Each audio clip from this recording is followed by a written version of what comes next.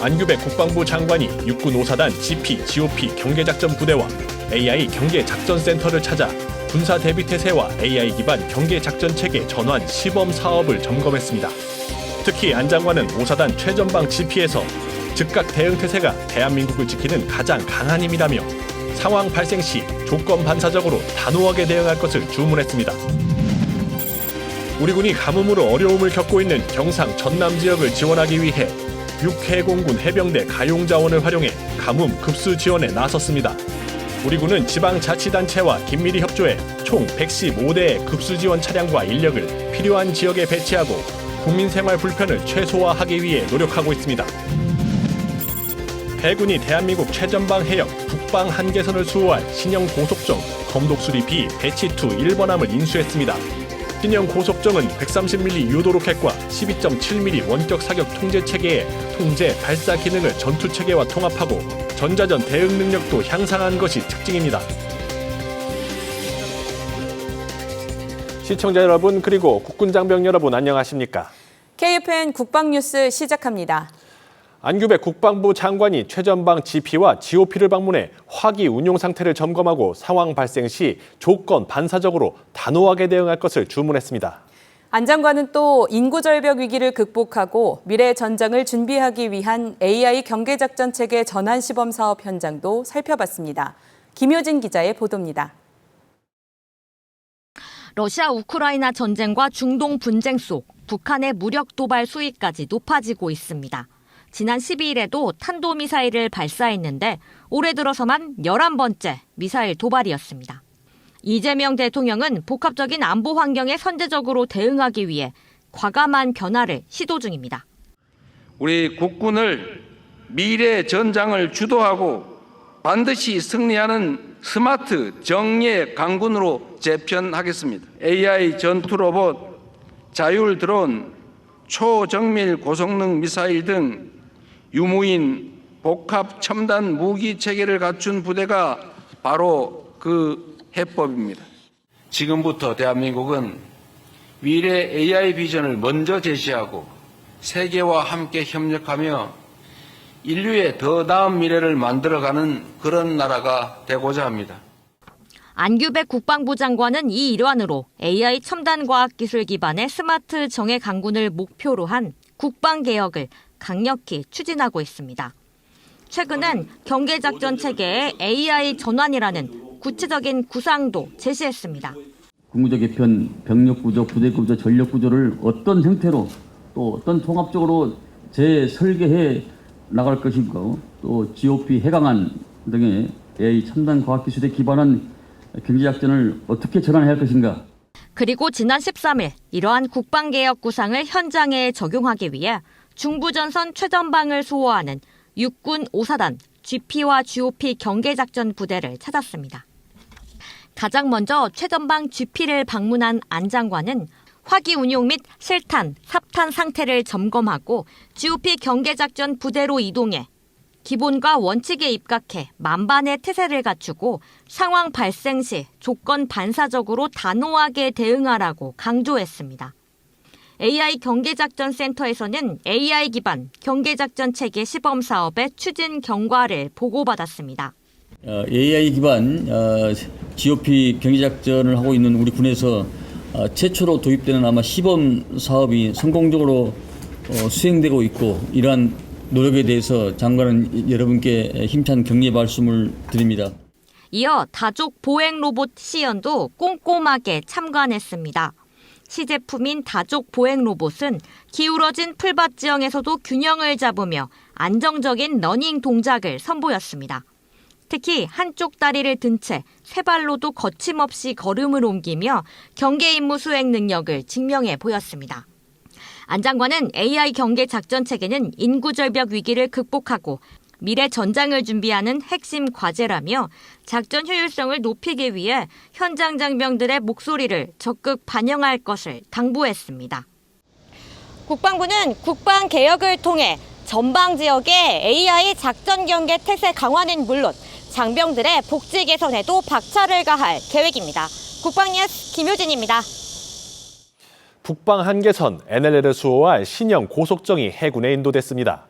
검독수리 B 배치2 1번함인데요.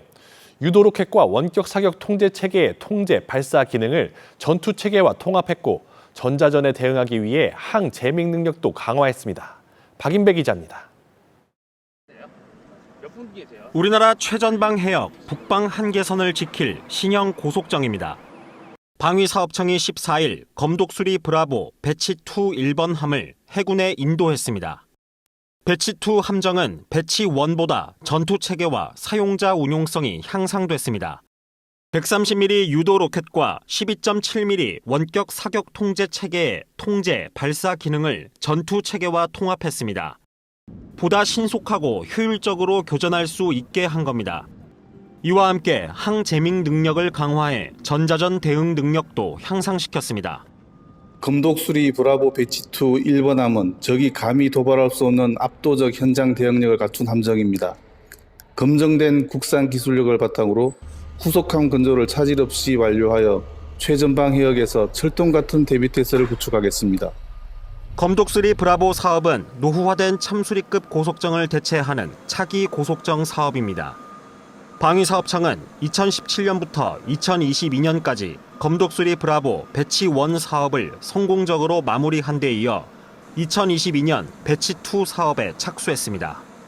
지난해 진수와 시운전 이후 그 첫 번째 함정이 해군에 인도된 겁니다. 검독수리 브라보 배치2 1번함은 향후 해군의 전력화 과정을 거치고 북방 한계선 해역에 실전 배치됩니다. 방위사업청은 후속함 세척도 올해 안에 순차적으로 해군에 인도할 계획입니다. 국방뉴스 박인배입니다. 최근 계속된 가뭄으로 경상 전남 지역 농가들이 농업용수 확보에 어려움을 겪고 있습니다. 국방부는 육해 공군과 해병대 급수지원 차량 115대를 투입해 가뭄 피해 지역 지원에 나섰는데요. 군은 관계기관과 협력해 필요한 지역에 신속히 급수지원을 이어간다는 계획입니다. 이태검 기자입니다. 계속된 가뭄으로 모래밭이 모습을 드러낸 경남 함안군의 운곡저수지. 장병들이 어깨에 올린 호스에서 시원한 물줄기가 쏟아집니다. 저수지의 물이 평소 인근 마을의 농업 용수로 사용되는 만큼 마을 전체에 고루 물을 공급하기 위해서입니다. 계속되는 폭염과 가뭄 속에 어려움을 겪고 계시는 지역 주민들께 조금이나마 힘이 될 수 있어 보람을 느낍니다. 앞으로도 국민의 군대로서 주민들과 어려움을 나누며 실질적 도움이 될 수 있는 대민 지원에 최선을 다하겠습니다. 육군 54단도 경북 경주시 조전리 일대에서 농업용수 급수 지원을 실시 중입니다. 급수차를 동원해 논 사이사이 용수로에 물을 공급합니다. 군인으로서 국민이 어려움에 처해 있을 때 도움을 드리는 것이 당연한 임무라고 생각합니다. 이번 급수 지원이 농민분들께 조금이나마 도움이 될 수 있도록 최선을 다하겠습니다. 이처럼 국방부는 경상과 전남의 가뭄 피해 지역을 돕기 위해 14일부터 육해공군과 해병대 부대를 투입했습니다. 육군 83대, 해군 10대, 공군 9대, 해병대 13대 등 모두 115대의 급수지원 차량이 투입됐습니다. 국방부는 지자체 등 관계기관과 협조해 지역별 가뭄 상황과 용수 수요를 면밀히 파악하고 있습니다. 필요한 지역에는 급수지원 차량을 신속히 배치하고 가뭄 상황이 계속되거나 추가 지원이 필요한 경우 군 가용 자원을 추가로 투입하는 방안도 검토할 계획입니다. 국방부는 국민들이 가뭄으로 겪는 불편을 조금이라도 덜 수 있도록 필요한 지원을 이어가겠다고 밝혔습니다. 국방뉴스 이태검입니다. 지난주 대통령 업무보고에서는 대한민국의 국방, 외교, 통일 분야 전략과 추진 상황이 공개됐습니다. 또 이재명 대통령은 수석 보좌관 회의에서 선택적 모병제를 강조하기도 했는데요. 이에 대한 KFN 국방뉴스의 전문가 대담을 이채원 기자가 정리했습니다. 수석보좌관 회의에서 이재명 대통령이 선택적 모병제를 통한 스마트 강군을 강조하면서 군의 병력 구조에도 변화가 예상됩니다. 현재 징병제를 유지하면서도 장기 복무를 원하는 인력을 전문 전투와 기술 인력으로 확보해 병력의 양보다 숙련도와 전문성을 높이자는 겁니다. 기존의 대한민국 징집제로 운영이 되고 있는 이 제도는 그대로 유지를 한 가운데 병역 대상자가 단기 징집 복무 또는 장기 기술 집약형 전투 부사관 복무를 선택하는 기존의 징병 제도와 모병 제도가 혼합되는 그런 제도가 되겠고요. 병력 구조와 전력 구조 전체적으로 연관되어 있고 또 이런 제도의 결과로서 새로운 병력 구조와 전력 구조가 또 탄생을 하게 될 것입니다. 배경엔 인구 절벽이 있습니다. 특히 기술이 사람의 역할을 상당 부분 대체하는 현대전에선 병력 숫자 자체보다 어떤 인력을 확보하고 어떻게 운용하느냐가 중요하다는 설명입니다. 현대전의 양상도 그렇고요. 저출산이라고 하는 어떤 인구 절벽과 같은 사회 구조적인 문제도 있고요. 이제는 또 사람을 대체할 수 있는 기술 진보의 역량 때문에 사람을 유무인 복합 전투 체계가 대체하는 그런 상황에 이르렀기 때문에 앞으로 이렇게 40만으로 줄더라도 오히려 전투력은 더 강화시키고 유지시켜 나가면서 하지만 군 개혁은 단순히 제도와 조직을 바꾸는 것만으로 완성되는 건 아닙니다. 국민과 장병들이 개혁의 필요성을 이해하고 공감하는 과정도 중요하다는 지적입니다. 외교에선 관계의 정상화가 핵심으로 제시됐습니다. 한미동맹을 중심으로 하면서도 한중과 한일 관계를 정상적인 수준으로 회복해 외교적 선택의 폭을 넓혀야 한다는 겁니다. 이제 한중 관계, 한일 관계, 한미 관계는 비정상을 비교적 정상적인 상황으로 돌려놓았습니다. 이건 사실 쉬운 과제는 아니었기 때문에 동시에 하는 게 쉽지 않습니다. 이게 한중 관계를 비교적 정상적으로 돌려놨고 그래서 새로운 출발을 할 수 있고 한일 관계도 사실은 새로운 정부가 출범하면 충돌할 가능성이 있다라고 하는 불안감이 굉장히 많았는데 그것을 해소하고 오히려 서로가 협력할 수 있는 구체적인 프로세스를 만들어냈거든요. 미중 경쟁이 심화하는 상황에서 어느 한쪽에만 외교적 무게를 두기보다 주요 국가들과의 관계를 안정적으로 관리하면서 우리 외교의 공간을 넓혀야 한다는 의미로 풀이됩니다. 통일 분야에선 단절된 남북 관계에 새로운 접점을 만드는 것이 과제로 제시됐습니다. 현재 북한이 남북 교류를 의도적으로 차단하고 있어 당장 직접적인 교류를 확대하기는 쉽지 않은 상황인 만큼 국제협력 플랫폼을 활용해 대화의 공간을 만들어야 한다는 설명입니다. 민족 간의 대화라는 차원이 아니라 이제는 국제협력의 플랫폼이라는 차원에서 국제 스포츠 행사라든가 국제 문화 행사라든가 국제적인 어떤 개발 협력 이런 부분들을 통해서 남과 북이 국가 대 국가의 틀 속에서 대화를 할 수 있는 여지가 사실은 더 넓어졌다고 볼 수 있습니다. 인구 감소와 기술 발전, 미중 경쟁, 그리고 경색된 남북 관계까지 대한민국을 둘러싼 환경이 빠르게 달라지고 있는 만큼 과거의 방식만으로는 새로운 안보 과제에 대응하기 어렵다는 지적입니다. 강한 국방을 바탕으로 외교의 공간을 넓히고 단절된 관계엔 새로운 접점을 만드는 것, 변화에 맞춰 국방, 외교, 통일 전략을 함께 재설계하는 것이 새로운 과제로 떠오르고 있습니다. 국방뉴스 이채원입니다. 4년 동안 흩어졌던 국방부가 옛 본관 청사로의 복귀를 공식 마무리했습니다. 국방부 기개항과 호국 영웅 흉상의 원상 복귀 속 안규백 국방부 장관의 출근을 시작으로 본관에서의 업무가 본격화됐습니다. 김효진 기자가 취재했습니다. 합동참모본부 개양대에서 4년 동안 나부낀 국방부기가 국방부 본관 개양대 위로 모습을 보입니다. 하늘을 오른 깃발은 당당하게 바람을 가르고 그 아래 국가안보의 정통성을 상징하는 영웅의 흉상도 빛을 발합니다. 안규백 국방부 장관과 직원, 장병의 얼굴과 발걸음에는 생동감이 넘칩니다. 불과 얼마 전만 해도 이곳의 풍경은 전혀 달랐습니다. 지금 용산 사무실로 왔는데 꼭 무덤 같습니다. 아무도 없어요. 필기도구 제공해 줄 직원도 없군요. 컴퓨터도 없고 프린터도 없고 황당무계합니다. 취임식 첫날 대통령실은 물리적인 업무 불능 상태입니다. 업무 및 인적 인수 인계는커녕 사용 가능한 인터넷망, 종이, 연필조차 책상 위에 놓여 있지 않습니다. 혼란스러웠던 이전 과정을 거쳐 마침내 본관으로 돌아온 안규백 장관은 4년 만에 복귀에 대한 감회를 밝혔습니다. 제가 23년도에 국정감사 당시에 우리 군인들한테 딱 3년만 기다려달라, 여러분들한테 돌려드리겠다라는 것을 제가 국정감사의 당시에 말한 기억이 납니다. 약속을 지켰습니다.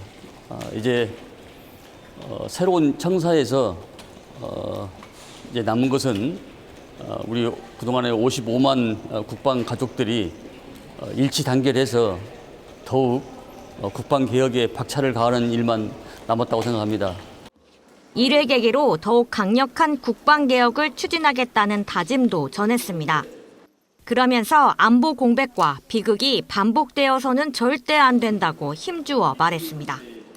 다시는 이 땅에 12.3 내란과 같은 그런 비극이 일어나지 않도록 우리가 다 같이 민주 시민으로서의 여러 가지 교양과 또 마음을 다지는 그런 계기가 될 것 같고, 다시는 그런 예산 낭비 요소가 없도록 우리가 마음가짐을 다시 새롭게 해야 될 것 같습니다. 국방부는 본관 복귀를 통해 신속하고 유기적인 안보 대응 체계를 갖추고 오직 국민만 바라보는 빈틈없는 대비 태세를 완성하겠다는 구상입니다. 4년 만에 돌아온 국방부. 안보 컨트롤 타워가 하나로 결합된 만큼 국민의 군대 제2막을 열겠다는 각오입니다. 국방뉴스 김효진입니다. 광복 81주년을 맞아 세계 각지에 흩어져 살아온 독립유공자 후손들이 선조들의 나라 대한민국을 찾았습니다. 미국과 중국, 카자흐스탄 등 5개국에서 온 후손들은 독립운동의 발자취가 남은 현장을 돌아보며 선조들의 희생과 광복의 의미를 되새겼습니다. 이민영 기자입니다. 덕수궁 곳곳을 천천히 둘러보는 사람들. 이들은 광복 81주년을 맞아 미국과 중국, 카자흐스탄, 키르기스스탄, 멕시코 등 5개국에서 대한민국을 찾은 독립유공자 후손들입니다. 국가보훈부가 국외에 거주하는 독립유공자 15명의 후손 21명을 초청한 겁니다.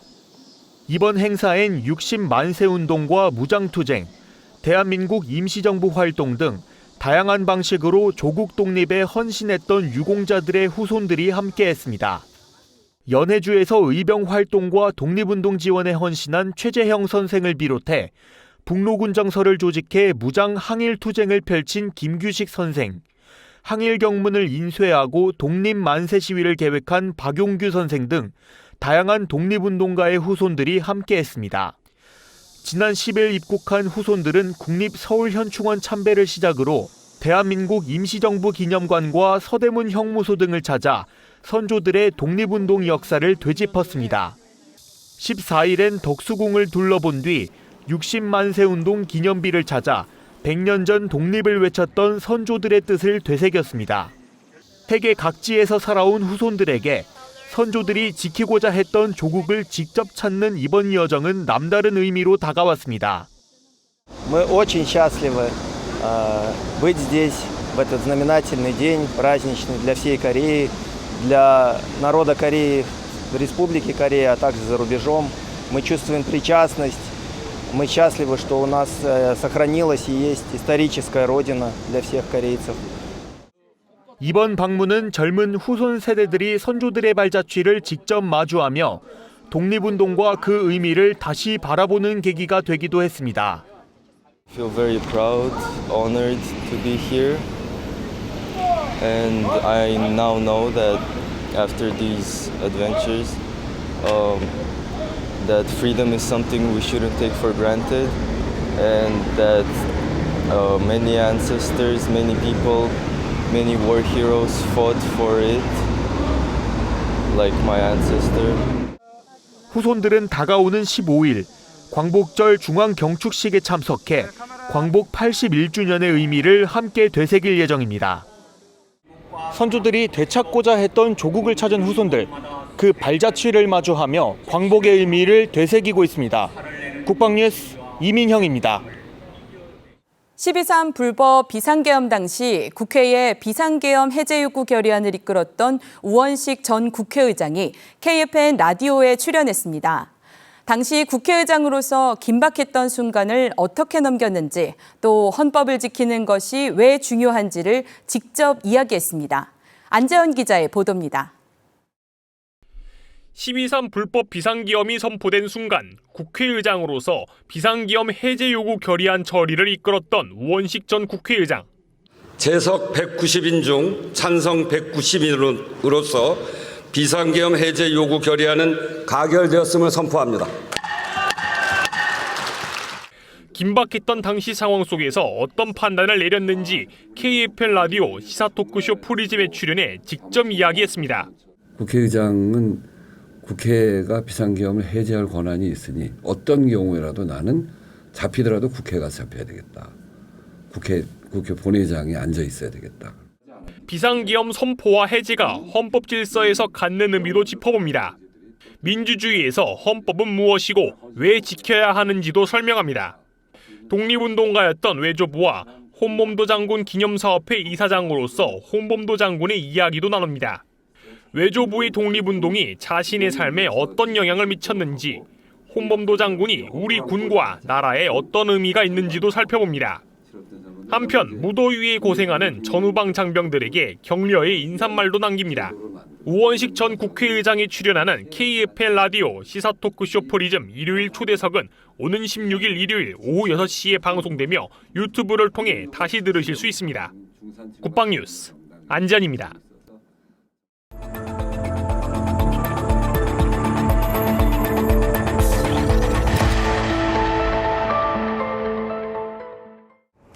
이번 주 주간 브리핑 키워드는 국방부 청사 이전, UFS 연습, 그리고 국군 사관학교입니다. 먼저 첫 번째 키워드부터 보시죠. 지난달 27일부터 시작한 국방부 청사 이전이 14일 장관실을 끝으로 마무리됐습니다. 특히 지난 10일엔 새 브리핑룸이 문을 열었는데요. 국민에게 한 걸음 더 가까이 다가가기 위해 소통 창구에 많은 신경을 썼습니다. 지난 4년간 사용했던 공간과 비교하면 특징이 확연히 대비됩니다. 기존 브리핑룸은 비좁고 여러 집기들로 다소 산만했지만 새 공간은 넓고 밝고 쾌적하고 깔끔하게 탈바꿈 됐습니다. 네, 기자분들도 수년간 정말 좁은 브리핑룸에서 정말 비상식적이고 비정상적으로 이사를 가서 고생을 많이 하셨는데 이제야 국방부가 제 집으로 찾아온 것 같습니다. 앞으로 제가 지난번에 설명드렸듯이 국방부가 앞으로 국민의 군대로서 더욱더 국방 정책에만 매진할 수 있도록 더욱더 박차를 가해 나가겠습니다. 국민의 군대로 정진하겠다고 밝혔는데 이와 관련한 현안도 적극적으로 대응했습니다.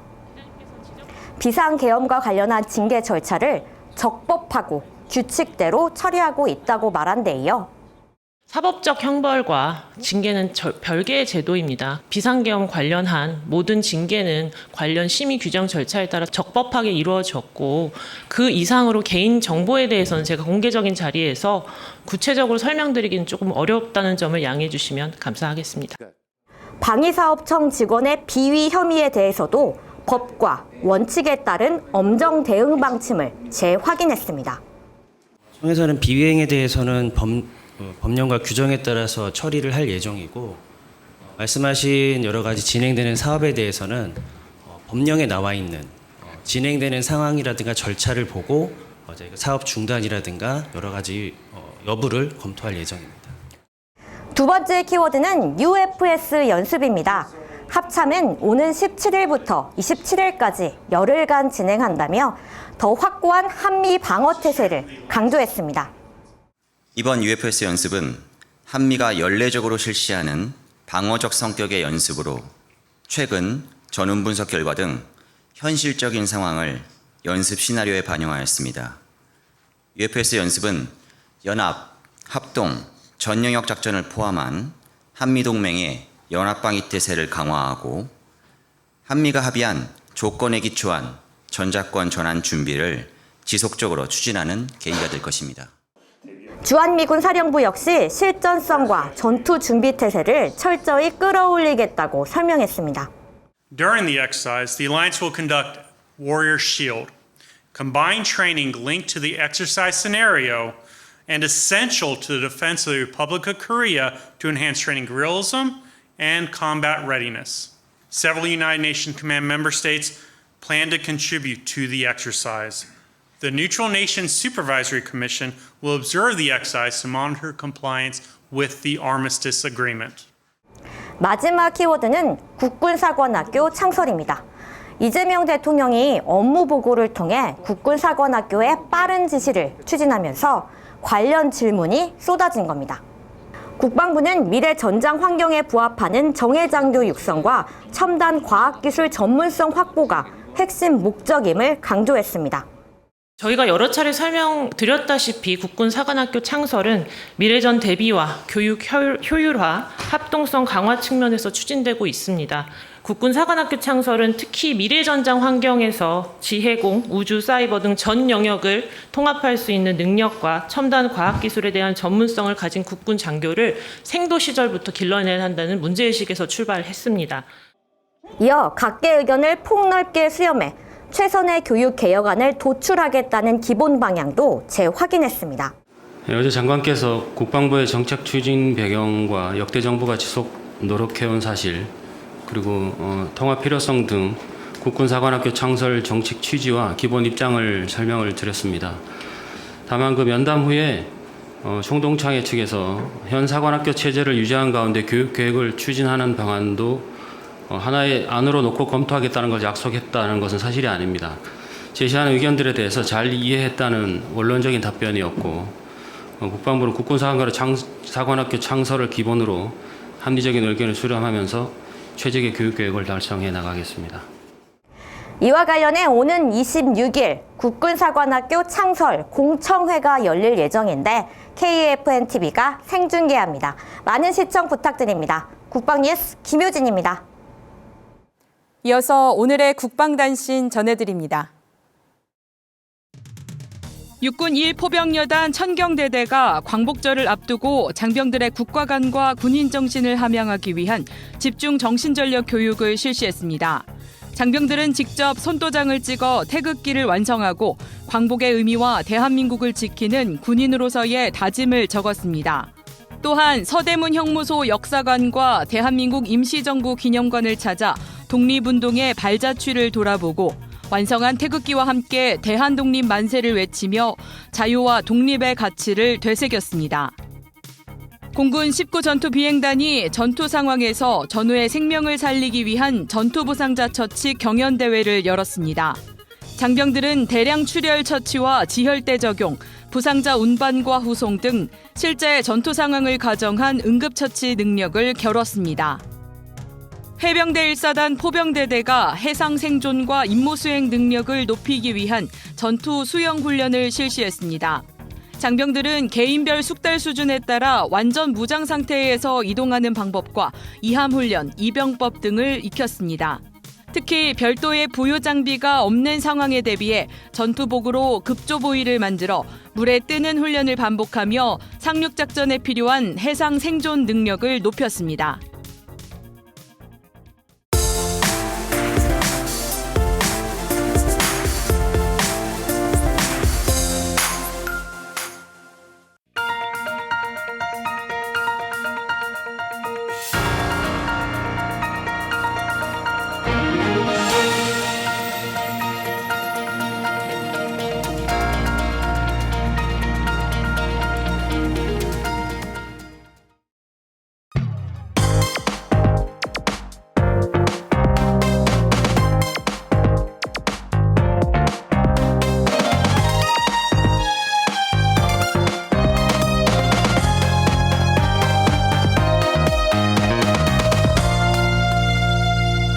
KFN 국방뉴스는 계속됩니다. 2부에서 뵙겠습니다.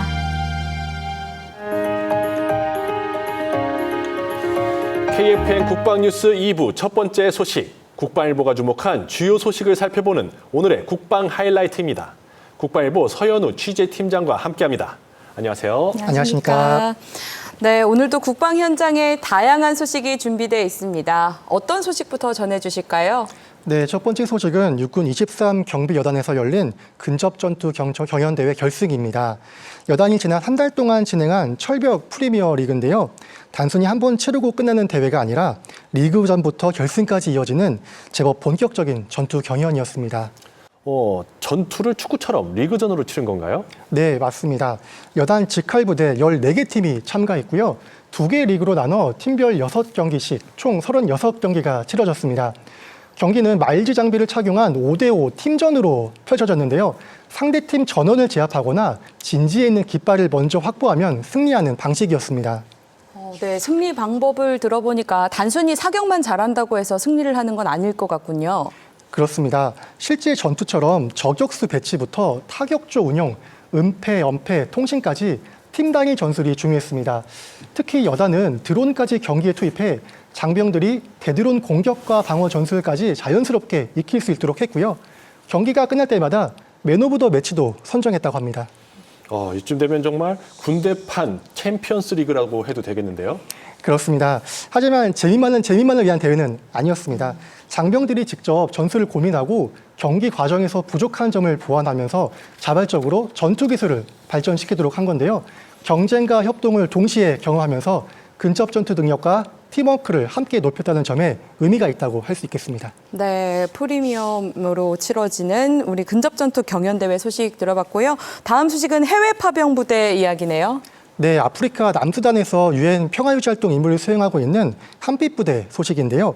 한빛부대 21진이 현지 전개 이후 처음으로 진행한 유엔 작전 준비 태세 평가를 성공적으로 마쳤다는 내용입니다. 유엔이 평가한다고 하니까 굉장히 중요한 평가인 것 같은데요. 작전 준비 태세 평가, 구체적으로 어떤 걸 평가하게 되나요? 네, 부대가 국제적인 기준에 맞춰 실제로 임무를 수행할 수 있는지를 확인하는 평가입니다. 장병들의 임무 이해도는 물론이고요. 공병작전 수행 능력, 경계와 방어 태세, 유엔 평화유지 요원 행동 강령 준수 여부 등을 종합적으로 평가합니다. 한빛부대는 모든 평가 항목에 우수 평가를 받아냈습니다. 모든 평가 과목에 우수한 평가를 받으려면 이 좋은 결과를 얻기 위해서 과정도 되게 힘들었을 것 같은데요. 그렇습니다. 한빛부대 21진은 파병 전부터 기능별 주특기 훈련을 꾸준히 실시했고요. 현지에서도 평소 임무를 충실하게 수행하면서 준비 태세를 유지했습니다. 제가 몇 해 전 남수단 현지를 찾아서 한빛부대 임무 현장을 취재한 적이 있는데요. 주보금도 보수와 기반시설 복구 같은 공병작전뿐만 아니라 태권도 교실, 한글 교실, 의료 지원 등 민군 작전도 활발히 펼치고 있었습니다. 단순히 평화유지 임무를 넘어서 대한민국을 알리는 역할까지 하고 있는 거군요. 맞습니다. 한빛부대 장병들은 이제 유엔 평화유지 요원으로서 전투복에 유엔 마크를 부착하고 또 푸른 헬멧도 착용하고 있지 않습니까? 대한민국을 대표한다는 자부심으로 현지 주민들에게 신뢰를 쌓아가고 있습니다. 이번 평가 결과 역시 그동안 쌓아온 준비와 노력이 현장에서 인정받은 결과라고 볼 수 있겠습니다. 네, 한빛부대 소식까지 전해드렸고요. 이어서 미래 공군 장교들을 위한 소식 전해주신다고요. 네, 공군 교육사령부에서 진행된 학군사관 후보생들의 정신전력 교육입니다. 공군 학군사관 후보생 55기를 대상으로 지난 12일부터 이틀 동안 집중 교육이 진행됐는데요. 이번 교육에는 조금 특별한 강사가 초대됐습니다. 특별한 강사라니 누구시죠? 네, 한국사 강의로 유명한 최태성 강사입니다. 네, 이날 최태성 강사는 군인 이순신을 주제로 강연했는데요. 이순신 장군의 삶을 통해 군인에게 필요한 자세와 덕목을 이야기했고요. 후보생들도 강연을 듣는데 그치지 않고 질문을 서로 주고받으면서 직접 소통했다고 합니다. 네, 역사 속 인물을 통해서 군인의 자세를 짚어봤군요. 네, 그렇습니다. 하지만 여기서 그치지 않고 이날 교육에서는 민주주의와 헌법 수호에 대한 교육도 함께 진행됐습니다. 서울대학교 법학전문대학원 이효원 교수가 민주주의와 헌법 수호를 주제로 강의했는데요. 헌법의 의미와 민주주의의 가치를 이해하고 군복을 입은 민주 시민으로서 군인의 역할을 생각해보는데 초점을 맞췄습니다. 네, 미래 장교들이 전투 능력뿐만 아니라 군인으로서 가치와 책임까지 배우는 자리가 됐군요. 예, 맞습니다. 이게 강한 군대는 무기와 장비만으로 만들어지는 것은 아니지 않습니까? 어떤 가치를 지키고자 군복을 입었는지에 대한 생각도 중요하다고 할 수 있는데요. 이번 교육 역시 후보생들이 군인의 사명과 헌법적 책무를 생각해보는 계기가 됐습니다. 오늘은 리그전으로 펼쳐진 근접 전투 경연부터 남수단 한빛부대의 유엔 평가 그리고 미래 공군 장교들의 정신 전력 교육까지 살펴봤습니다. 네, 실전적인 훈련은 더 치열하게 해외에서는 대한민국의 이름을 걸고 그리고 미래 장교들에게는 군인의 가치까지 오늘도 다양한 현장의 모습을 만나봤습니다. 오늘 소식 잘 들었습니다. 감사합니다. 감사합니다.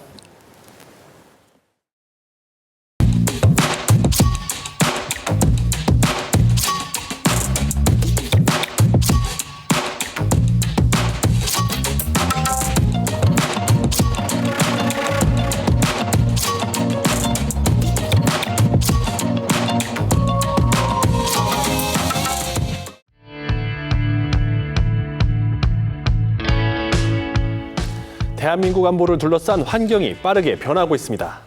국방 개혁부터 첨단 전력, 방위 산업, 그리고 장병 복무 여건까지 우리 국방이 풀어야 할 과제도 많습니다. 국회 국방위원회가 바라보는 대한민국 국방의 방향을 영상으로 먼저 살펴보겠습니다.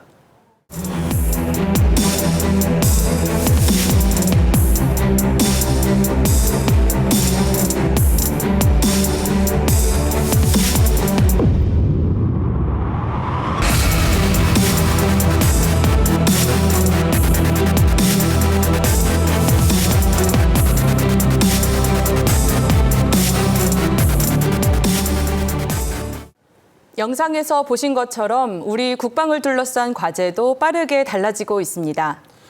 오늘은 진성준 국회 국방위원장과 함께 국방개혁부터 방위산업, 장병, 복무 여건까지 주요 현안을 짚어보겠습니다. 진성준 국회 국방위원장 나오셨습니다. 안녕하십니까? 네, 안녕하십니까? 네, 22대 국회 후반기 국방위원장으로 선출되셨습니다. 초선이셨던 19대 국회 내내 국방위에서 활동하시고 약 10년 만에 복귀하신 건데요. 국방위원장으로서 앞으로 국방위를 어떻게 이끌어 가실지 또 변화시키고 싶으신 것이 있다면 어떤 것이 있으실지 말씀 부탁드리겠습니다. 예, 맞습니다. 10년 전에 19대 국회 의원 시절에 4년 동안 국방위원을 하고 이제 10년 만에 다시 이제 국방위원회에 오게 됐는데 저 10년이면 강산도 변한다고 하잖아요. 네. 그 사이에 안보 환경은 얼마나 변했겠으며 또 우리 군도 얼마나 많이 변했겠습니까?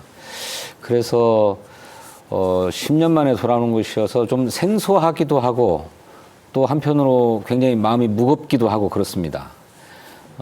저보다 더 잘 아시겠지만 그야말로 한반도를 둘러싼 안보 환경이 급변하고 있고 국제적인 정세도 굉장히 불안정하고 불확실한 상황이 계속되고 있습니다. 멀리 우크라이나에서 벌어진 러시아 우크라이나 간의 전쟁조차도 한반도 안보에 영향을 미치고 있지 않습니까? 네. 북한이 거기에 파병을 하고 파병하는 과정에서 반대급부로 러시아로부터 군사적 지원을 받고 있고 이것이 한반도 안보 환경을 급속하게 악화시킬 수 있고 거기에 더해서 북한은 적대적 두 개의 국가론을 들고 나오면서 이를테면 대남 적대시 정책을 강화하려고 하고 있지 않습니까? 그래서 10년 전보다 안보 환경이 더 악화되었으면 악화되었다라고 볼 수 있는 상황 같아요. 이제 이런 상황에서 국회 국방위원장을 하게 된다고 그러니까 책임감이 너무 이렇게 크게 다가오는 것 같습니다. 그러면서도 또 한편으로 우리 군도 극복해야 될 과오가 있지 않습니까? 네. 지난 12월 3일 비상계엄 내란이라고 하는 참 씻을 수 없는 과오를 범했는데 이것도 깨끗하게 청산하고 극복해서 국민의 군대로 다시 국민의 신임을 회복하는 일이 아주 중요한 과제로 있지요. 이것도 만만치 않은 과제일 것 같고요. 또 우리 안규백 국방부 장관이 힘주어 강조하듯이 한미 동맹 체제를 유지하는 가운데서도 전시작전 통제권을 이제 환수해 와야 되겠다. 그 전작권 환수의 일정을 이제 확정해야 되겠다라고 네. 하고 있어 아주 중대한 계기를 맞고 있기 때문에 이런 막 2중, 3중의 과제들을 온통 국방위원회가 안고 있는데 이런 일들을 과연 잘 할 수 있을까 하는 두려움도 있습니다. 네, 이제 다시 새롭게 시작하는 어떤 설렘과 또 국민의 신뢰에 보답해드려야 된다는 부담감을 많이 가지고 계신 것 같습니다. 이렇게 안보에는 여야가 없다라는 말이 있는데 국방위원회에서 여야가 함께 초당적인 협력을 하기 위해서는 가장 중요한 원칙 어떤 걸 잡아야 된다고 생각하십니까? 무엇보다도 우리 군이 가야 할 방향에 대해서 초당적인 공감과 합의가 있어야 된다고 생각해요. 저는 그게 크게 세 가지라고 생각하는데 하나는 우리 군을 국민의 군대로 확실하게 정립해야 된다. 정권의 군대가 아니라 국민의 군대다. 그러자면 우리 군의 헌법 정신과 헌법 가치를 분명하게 정립하게 하고 그래서 군의 정치적 중립성과 민주 통제의 원칙이 확립되도록 하는 일이 필요하죠. 두 번째로는 자주 국방의 태세에 흔들림이 없어야 된다고 하는 것입니다. 자주국방은 말 그대로 주권 국가의 기본 중의 기본 아닙니까? 우리나라를 우리 스스로의 힘으로 지키겠다라고 하는 태세를 분명하게 하고 그러면서 한미 동맹을 우리의 또 다른 안보 자산으로 만들어내는 일이 필요한 거죠. 근데 첫째가 하는 임무는 자주국방의 원칙이다 이렇게 생각하고요. 세 번째로는 평화를 지켜야 된다라고 하는 겁니다. 군대는 전쟁에 대비하는 조직이지만 전쟁을 일으키는 조직은 아니어야 하죠. 그래서 군사적인 충돌을 미리 예방하고 아예 전쟁할 필요가 없는 상태로 만들어내는 것이 최선의 안보 정책이라고 생각합니다. 그 평화 수호의 원칙을 군에서 견결하게 견지해야 된다라고 하는 요 세 가지의 큰 방향을 여야 할 것 없이 합의하고 그 원칙 속에서 일을 하면 어려움이 없을 것이다. 저는 그렇게 생각합니다. 네. 우리 군이 나갈 방향 세 가지를 제시해 주셨는데요. 지금 정부에서도 이러한 방향을 가지고 또 국방개혁을 적극적으로 추진하고 있습니다. 특히 통합국군사관학교 창설과 선택적 모병제, 이렇게 사람 중심의 개혁이 많은 주목을 받고 있는데요. 위원장님께서 지금 대한민국 국방에서 이건 더 이상 미룰 수 없는 시급한 과제다라고 하시는 것은 어떤 것이 있을까요? 예, 앞서 말씀드린 그 원칙들이 다 우리 군이 또 우리 국방이 해결하고 실현해야 될 가치와 목표라고 생각합니다. 이제 그런 가운데서 단계적으로 선취해야 될 점들이 있는 것인데 아까 말씀드렸지만 그야말로 안보 환경이 급변하고 있고 또 첨단 과학 기술이 민군의 경계를 넘나들고 있는 상황 아닙니까? 뭐 AI, 드론, 뭐 또 사이버, 또 우주, 인공위성의 영역에 이르기까지 이런 그야말로 그 전쟁의 양상이 무슨 예전과 같이 뭐 지상, 해상, 공중에서만 벌어지는 게 아니라 우주 공간에서 또 AI, 사이버 영역에서까지 벌어지고 있는 것이기 때문에 그야말로 다영역 작전 개념이 확립되어가는 과정에 있지 않습니까? 우리 군도 여기에 빨리 적응하는 일이 필요하다고 생각해요. 이제 그것을 하기 위해서 사관학교도 통합해야 되겠다라고 얘기도 하는 거고 또 그런 변화하는 과학기술을 우리 군에 접목하고 또 이 군에 접목된 과학기술이 민간에도 그대로 활용될 수 있도록 하기 위해서도 선택적 모병제가 도입돼야 되겠다라고 하는 얘기를 하고 있는 것이라고 저는 생각합니다. 이런 일들을 빠르게 추진해 갈 수 있도록 법적으로 뒷받침하는 일이 우리 국방위원회가 선차적으로 풀어야 될 일이 아닌가 싶습니다. 이번에는 군 인권에 대해서 좀 여쭙도록 하겠습니다. 19대 국회에 계시던 시절에는 이 군 내에서 군 인권 관련해서 많은 문제들이 있었죠. 그에 비해서는 지금은 많은 점들이 좋아지고 발전한 부분이 있는데 지금의 군 인권과 장병 복지에 대해서 어떻게 생각하시고 또 앞으로는 더 어떻게 발전해야 된다고 생각하시는지요? 네. 그리고 저도 이제 벌써 몇 년인가 제가 1989년에 입대를 했으니까 이제 조금 있으면 40년째 되네요. 그렇게 옛날이 아니어도 최근에라도 군에 다녀온 분들은 다 군대 좋아졌다 이런 얘기 많이 해요. 사병 출신이든 뭐 장교 출신이든 할 것 없이 그렇게 많이 좋아졌어요. 군 장병들의 인권도 굉장히 좋아졌고 또 처우와 복지도 예전에 비하면 굉장히 좋아졌죠. 그런데 그렇다고 여기서 멈출 수는 없습니다. 저는 조금 더 우리 장병들이 제복 입은 시민으로서의 민주적인 권리들을 더 향유하고 누릴 수 있어야 된다고 생각해요.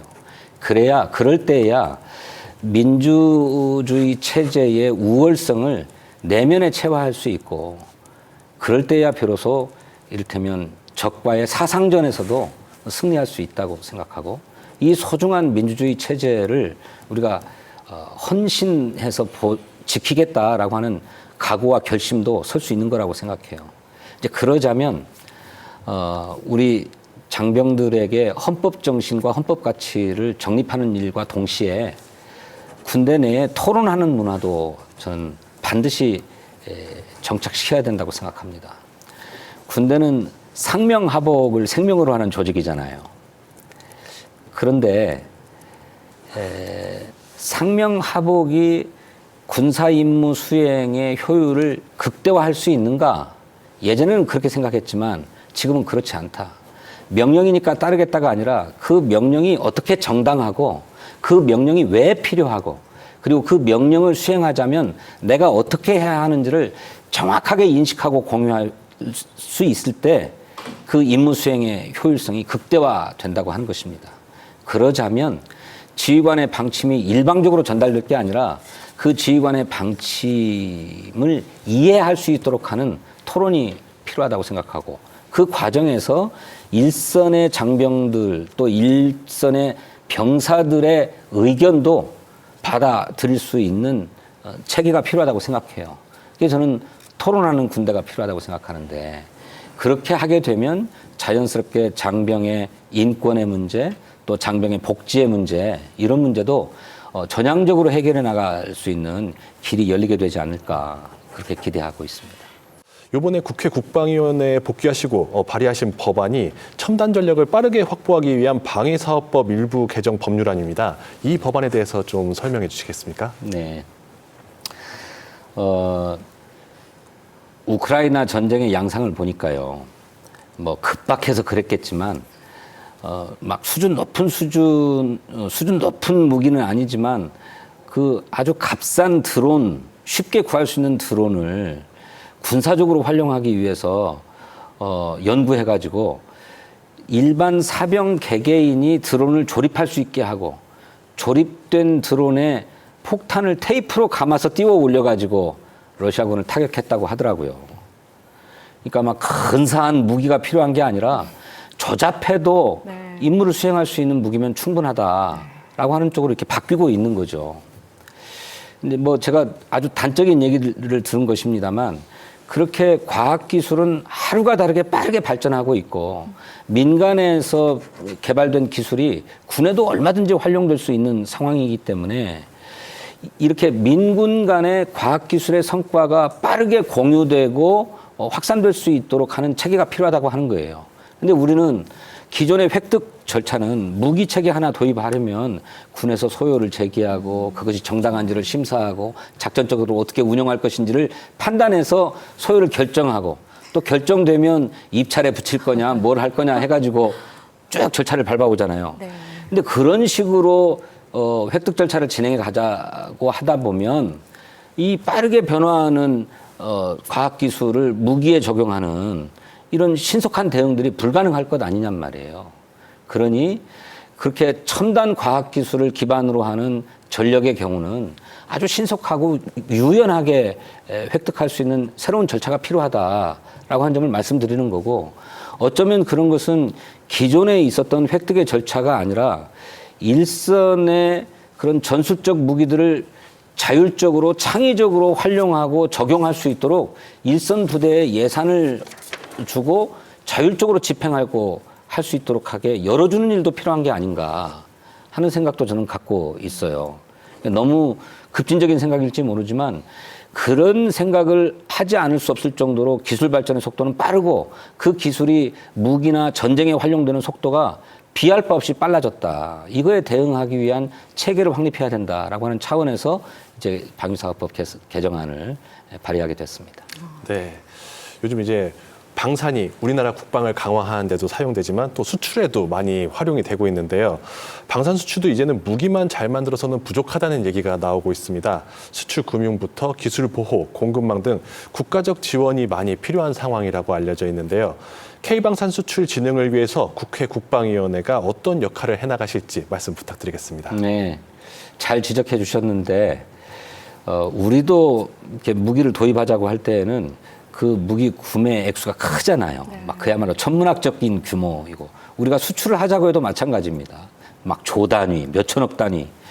그런데 문제는 그 무기를 수입해가는 구매국에서 그 대금, 무기 구입 대금을 제때 제대로 지급해 줄 수 있느냐 하는 문제가 늘 걸려 있는 거예요.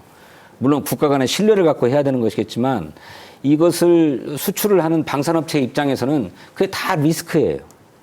근데 이 리스크를 국가가 어떻게 나누어 지어서 방산 기업들이 그런 부담이 없이 보다 좀 적극적으로 수출을 할 수 있게 할 것인가.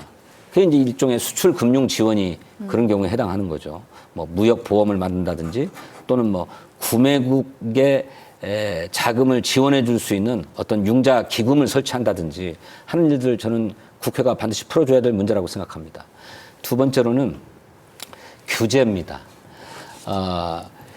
방위 산업은 1차적으로 우리 국내 군이 필요로 하는 무기를 조달하는 것이니까 그런 점에 있어서는 안정적인 사업일 수 있을지 몰라도 이것을 다른 나라에 수출하자고 그러면 이게 국가 안보와 직결되어 있는 문제이기 때문에 여러 보안상의 규제들이 있어요.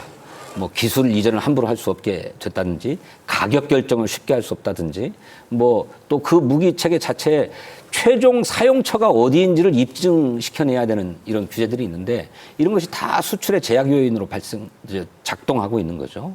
이걸 좀 어떻게 합리화시킬 수 있을 것인가. 보안상으로는 반드시 필요한 일인데 이것이 수출의 발목을 잡고 있는 거라면 어떻게 좀 합리화할 수 있을 것인가. 이런 게 이제 국회의 고민이 되어야 되는 거죠. 세 번째로는 우리 무기가 세계적인 경쟁력을 갖고 있습니다. K2 전차, K9 자주포, 또 현무 미사일, 또 잠수함을 비롯한 함정, 또 이제는 뭐 KF-21도 전투기도 이제 수출에 큰 역할을 하게 될 건데 이것이 앞으로도 지속적인 경쟁력을 갖자면 이 무기들의 AI가 결합되어야 됩니다. 이 AI가 결합되지 않으면 잠깐 경쟁력 있게 팔고 그 다음에는 수출하기 어려울 거예요. 네. 이 AI를 접목시키는 일, 이것 역시나 국가가 예산을 넣어서 연구개발하고 그 무기체계에 접목시키는 일들을 해내야 될 일이라고 저는 생각해요. 이런 일들을 하는 데는 역시 돈이 들어가는 일 아닙니까? 국민의 세금이 들어갈 일인데 이런 일들이 세금으로 지원될 수 있게끔 하는 것, 이런 것들을 종합적으로 구상하고 계획하고 있습니다. 네. 이런 어떤 규제들을 완화하고 또 법령을 세워서 세금을 잘 운영하는 국방국회의원회의 역할들이 앞으로 기대가 되는데요. 그러면 끝으로 질문을 드리겠습니다. 대한민국의 미래, 한마디로 어떤 군인인지와 또 위원님이 생각하시는 위원님의 임기 동안에 이거 하나는 꼭 해내야겠다 하시는 게 있다면 어떤 게 있으신지 궁금합니다. 예, 계속 강조해서 말씀드리지만 우리 군의 첫째 가는 임무는 국민의 군대, 국민의 군인이 되는 것입니다. 물론 국민의 군대입니다. 그렇게 활동해 왔습니다. 비록 과거에 전철들이 있지만 이번 12.3 내란의 과정에서도 계엄을 수행하라는 명령을 받아서 출동하기는 했지만 그 명령이 과연 정당한 것인가, 합법적인 명령인가에 대해서 의심하고 의문을 품은 장교들과 사병들은 임무 수행에 소극적이었잖아요. 그리고 그런 소극적인 임무 수행 덕분에 국회의원들은 계엄 해제 결의를 할 수 있었고 국민과 함께 내란을 극복할 수 있었다고 생각합니다. 그러지 않고 과거처럼 상관이 명령했으니까 나는 모르겠다, 무조건 따른다 하고 총이라도 쏘고 달려들었더라면 계엄 해제가 가능했겠는가? 내란 극복이 가능했겠는가? 지금 이렇게 평화로운 일상을 우리 국민이 누릴 수 있었겠는가? 저는 그렇게 생각해요. 바로 그 지점, 계엄 명령이 상관으로부터 내려왔음에도 불구하고 우리 뜻있는 또 깨어있는 병사들, 장병들은 왜 소극적으로 임무에 임했는가? 왜 소극적으로 저항할 수 있었는가? 그게 저는 헌법 정신이 내면화되었기 때문에 가능한 일이라고 생각해요. 그리고 그것이 바로 국민의 군대의 흔들리지 않는 싹이다. 저는 그렇게 생각합니다. 그걸 우리가 소중하게 여기고 발전시켜야 된다.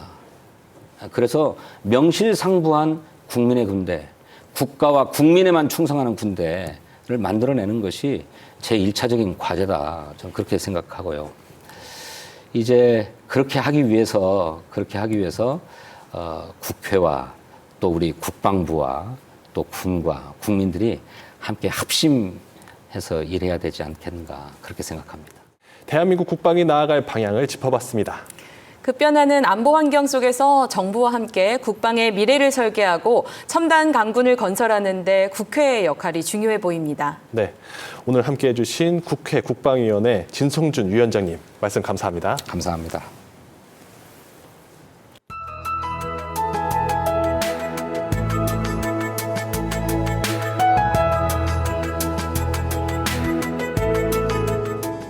기상정보입니다. 오늘은 삼복더위 중 가장 덥다는 말복입니다. 오늘 서울의 오후 기온은 33도 내외로 아직은 더운 기온이 남아있는데요. 자세한 날씨 알아보겠습니다. 내일 예보입니다. 전국에 구름이 많은 가운데 오후에는 곳곳에 소나기가 내리겠으며 충청 이남 지역은 오후부터 비가 내리겠습니다. 내일 아침 최저 기온은 서울 24도, 계룡은 21도로 예상되며 한낮 최고 기온은 서울 32도, 계룡은 30도로 예상됩니다. 주간 기상 전망입니다. 내일 남부 지역부터 시작되는 강수는 16일 전국으로 확대되겠으며 많은 강수와 함께 뇌우와 강풍도 동반되는 곳이 있겠으니 안전에 유의하시기 바랍니다. 이 강수는 17일 오전부터 점차 그치겠으며 그 이후로는 대체로 맑은 날씨가 이어지겠습니다. 이상 공군 기상단 제공 기상정보였습니다. 이것으로 KFN 국방뉴스를 마칩니다. 시청해주신 국군장병 여러분, 시청자 여러분, 감사합니다.